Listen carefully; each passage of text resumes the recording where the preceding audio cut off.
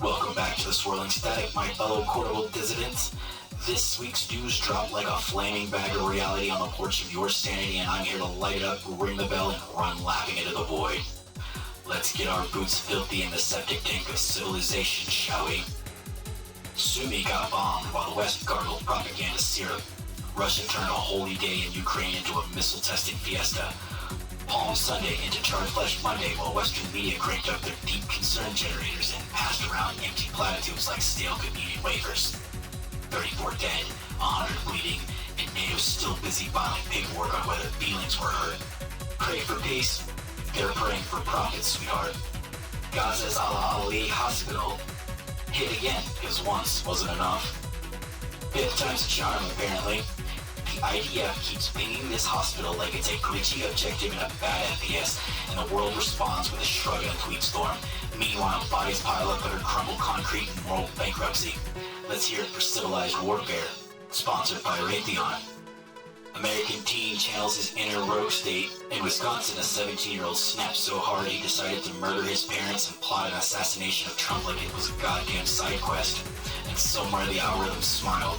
Because nothing says healthy democracy like breeding ultra-violent larpers with too many guns and not enough therapy.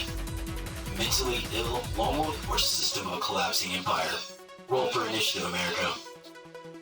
Trump unleashes tariffs, blames China for everything but flat Earth. In a move straight out of the Old Testament school of economic theory, Trump slammed China with the new tariffs of semiconductors and fentanyl while sparing your precious iPhones because even fascists know you won't ride if TikTok still loads. Meanwhile, inflation squats in your fridge like a gremlin pissing on your groceries. Welcome to late capitalism. We sell you the poison, then charge you extra for the antidote. Meta goes to court, Zuck to defend his right to murder society. Mark Zuckerberg is back on the stand, folks, this time not for being a robot in a meat suit, but for the antitrust bloodbath of the decade. The feds want to know if crushing competition and eating the soul of social discourse is, in fact, a monopoly. Spoiler alert, it is. But guess who wrote the laws? Zuck's dinner guests. Silicon Valley, where ethics go to be converted into DC coin. Rory McIlroy actually won something, a moment of peace in the hellstorm. Amidst the political goat rodeo, Rory won the goddamn Masters. Career Grand Slam, sudden death playoff, glory bathed in sunset. Somewhere a boomer exhaled in relief and said, finally, something normal. Congrats, Rory. You're the only thing this week that didn't suck. Coachella summons Bernie Sanders. Yeah, that was real. Bernie Sanders showed up at Coachella, probably summoned by 3 ironic TikToks and a goat sacrifice, to tell the flower-crowned youth to give a shit. Most were too high to remember, but God's bless the wrinkle wizard for still shouting into the storm. The revolution has a bass drop now.